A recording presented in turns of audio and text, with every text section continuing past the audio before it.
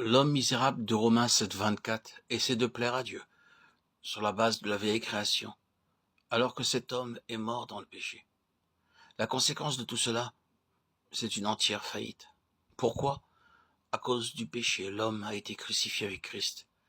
Comment donc cet homme peut-il plaire à Dieu? Si nous sommes morts au péché, nous sommes aussi morts et incapables de plaire à Dieu. Nous avons du mal à saisir que la mort qui nous a émancipés de l'esclavage du péché nous affranchit aussi de la loi.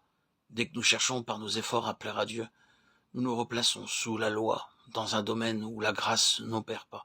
Romains 6,14. La grâce signifie que Dieu fasse quelque chose pour nous. La loi implique que nous fassions quelque chose pour plaire à Dieu. La délivrance de la loi ne signifie donc pas que nous sommes désormais libres pour faire la volonté de Dieu, mais qu'un autre l'a fait en nous et à travers nous. Dieu savait que nous ne pouvions pas observer sa loi. Mais le problème, c'est que nous ne le savons pas, et il nous faut parvenir à la conclusion que nous sommes irrémédiablement faibles. La loi est intervenue pour que l'offense abondât. Romains 5,20. Un jour, nous voyons cela et pouvons confesser: je suis un pécheur de la tête aux pieds, et je ne peux rien faire pour plaire à Dieu. C'est lorsque nous sommes convaincus que nous ne pouvons pas observer la loi de Dieu ou lui plaire en quoi que ce soit que la loi a accompli son dessein. Elle est ce pédagogue qui nous conduit à Christ afin qu'il observe cette loi dans nos vies. Galates 3,24. Loué soit Dieu. Il est le législateur qui est sur le trône et il est aussi l'observateur de la loi dans nos cœurs. Celui qui donne la loi l'observe lui-même en nous. Tant que nous essayons de faire quelque chose, il ne peut rien faire.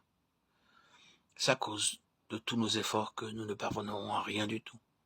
Et jusqu'à ce que cela soit reconnu, nos déboires et nos désillusions ne cesseront jamais. Nous avons tous besoin de parvenir au stade où nous dirons: Seigneur, je ne peux rien faire pour toi. Que ce soit dans le domaine de mon salut ou de ma sanctification. Mais je crois que toi, tu peux tout faire en moi. Romains 5 nous révèle l'homme en Adam, Romains 6 en Christ, Romains 7 dans la chair et Romains 8 dans l'esprit. Dès que nous acceptons la révélation de Romains 5 concernant notre état naturel, nous saisissons tout naturellement la vérité concernant des provisions de grâce que Dieu nous présente dans Romains 6. Nous nous reconnaissons comme morts au péché, aussitôt nous voulons plaire à Dieu.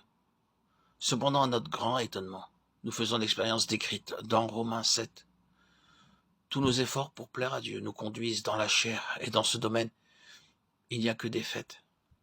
L'issue pour sortir de cet état nous est montrée dans Romains 8, c'est-à-dire dans l'esprit. Dès que nous sommes sur le terrain naturel, nous expérimentons tout ce que nous avons de manière naturelle en Adam. Mais si nous vivons dans l'esprit, tout ce qui est vrai en Christ devient effectif en nous. C'est en voyant l'entière corruption de notre vie naturelle que nous la répudierons, nous reconnaissant nous-mêmes, non seulement comme morts au péché, mais morts aussi à l'égard des exigences de la loi. Morts car incapables de plaire à Dieu par nos propres efforts. Lorsque nous refusons de vivre dans la chair, c'est-à-dire lorsque nous répudions le péché, mais aussi le fait que par nous-mêmes, nous ne pouvons pas plaire à Dieu, alors, et pas avant, nous expérimentons ce que signifie vivre dans l'esprit.